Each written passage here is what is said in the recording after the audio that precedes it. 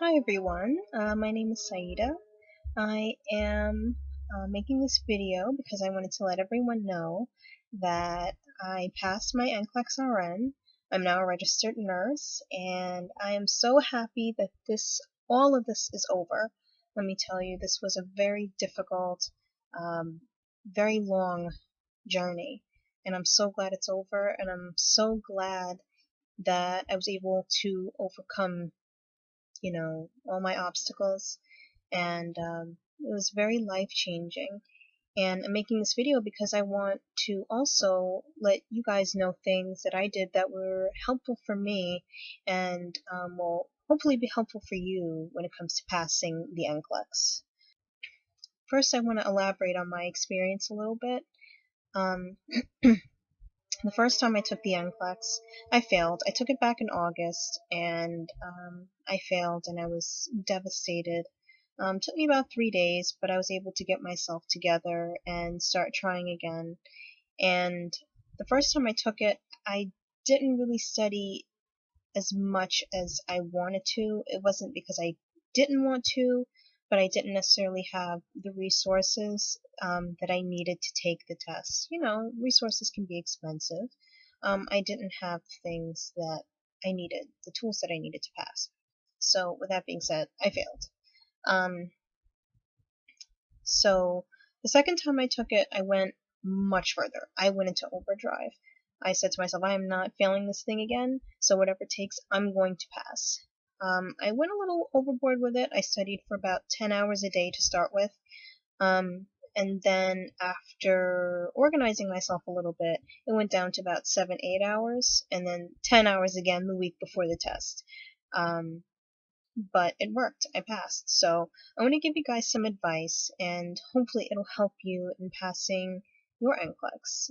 Hopefully it'll be helpful. The first tip I want to give you guys is to make a schedule and stick to it.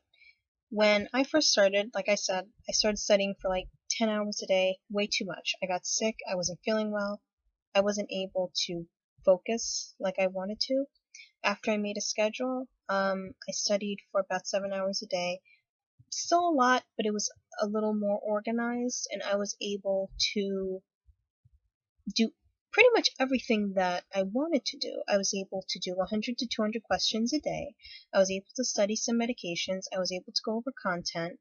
Now, I did study a nice amount of content. I got the Saunders book and I went over content. Not everybody may need to do this. I personally needed to do it because my content was very weak, and when I would do questions like for Kaplan, I did Kaplan too. I did some questions for Kaplan. I also did it the first time I took the test, and my scores sucked. They were in the 40s, and I didn't really understand why, but my content was really bad. So after I started studying some content and doing some questions from Lippincott, I got the Lippincott book and did questions from there. My scores got so much better. I got in the 70s for Kaplan, so I was doing really well. So I would say you do lots and lots of questions, and if you are weak in content, do some content. If you want to study, make sure you do a lot of questions. When you're answering NCLEX questions, I want to make sure that you have minimum competency, which pretty much means you're not going to kill anybody. Content will be good, but it's not necessarily going to get you to that point all by itself. So you have to keep doing questions. You have to figure out exactly what it is the NCLEX wants from you, so to speak, because they do want certain answers from you, and you have to know what those answers are. Okay, so just a little advice with that. That's why I did so many questions. In the end, I did about 5,000, 6,000 questions. A lot of questions, and it definitely helped. Next tip I have is try not to study too hard, which means don't study all the way through. Make sure you take breaks. I know this may sound like a very, like obviously sort of thing, but you'll be surprised how far you can go with this when you really, really want something. Sometimes we really push ourselves too hard. I mean, we're nurses. We got in the program in the first place because we want to do our best, and sometimes that can be to our detriment. So make sure that you work hard, but make sure you take breaks, okay? And make sure you eat, make sure you drink. I forgot about that a lot when I was studying. Sometimes I forgot to eat, sometimes I forgot to drink. I mean, I forgot to do a lot of things when I was studying. Just make sure you remember that. Find out your weak points. Like I said, for me, content was my weak point. I also had some trouble with priority, but I made sure I worked on it. So make sure you find out whatever it is you're weak with, and you strive to work on that. Your weak points may not necessarily be in terms of questions. It may be that you have anxiety, maybe you don't have good test-taking skills. Whatever it is that you have to work on it.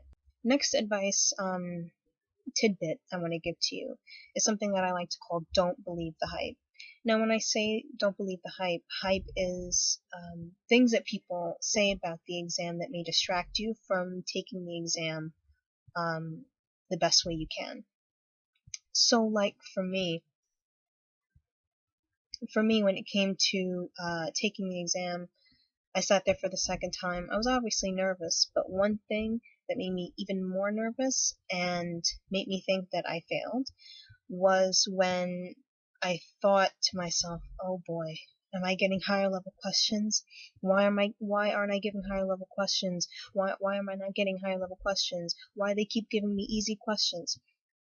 So, I mean, and that was all based on the fact that people were telling me, oh, well, when you're doing well in the NCLEX, you know, because you get higher level questions, you get harder questions. For me, in my opinion, that's more so a subjective thing, whether a question is necessarily higher level or not. I mean, NCLEX has their standards as to what's higher level, but we may not necessarily know. We can assume, but we don't always know what's higher level. So that's one of the reasons I came out of the test feeling like I wanted to jump off a cliff, because I thought I failed, because I thought they were giving me easy questions, lower level questions, because I thought they felt I was an idiot. So obviously, I failed. They cut me off at 75 questions too, so that's another reason why I thought I failed. First time I took the test, I got cut off at 76 questions and I failed. This time I got cut off at 75 and I'm like, oh my god, I blew it again. Jeez, they really must think I'm a friggin' idiot because they cut me off at 75 questions. But I passed, so try not to think too much about what's higher level, what's lower level. Just answer each question the best way you can. That's pretty much all you can do. Don't jump to conclusions. Next thing you want to do when it comes to the NCLEX, this is in terms of preparation. Not necessarily with material, but otherwise. You want to schedule your tests when you function best. So if you're a morning person, schedule your tests in the morning. If you're not a morning person, don't schedule your tests in the morning. I'm not a morning person, so I scheduled my test at 3:15 in the afternoon. First time I took my test, I scheduled it for 8 o'clock in the morning, which meant I needed to be up at 5:30 after getting 2 hours of sleep. Not good. I felt like crap. So I went in feeling anxious, tired, panicky. It just wasn't a good combination. I wasn't able to get enough, food to eat because I was just so panicked. So just plan to take your test at a time that's most convenient for you. Also, next tip I have is something I like to call get comfortable. Now, when I say this, it may seem a little strange, but it may be helpful to some people.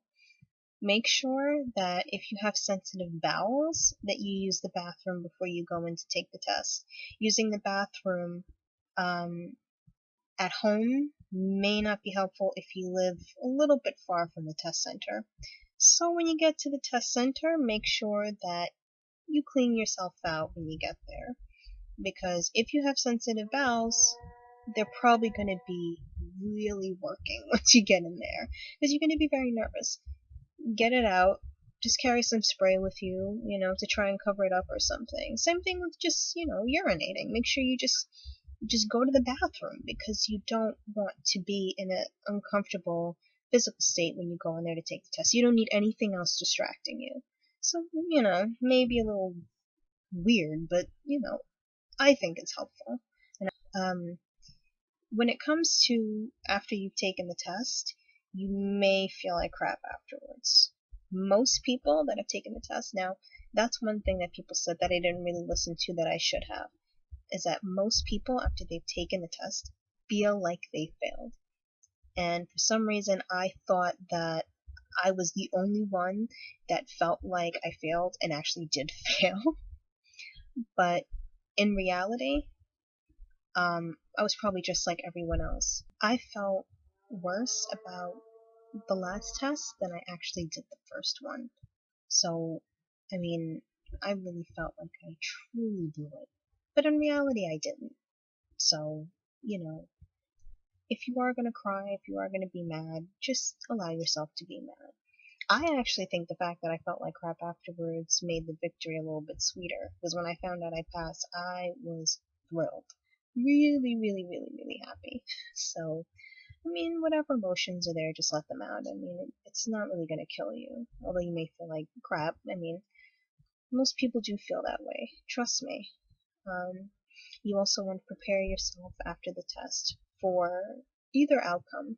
You may pass, you may fail. It may go either way.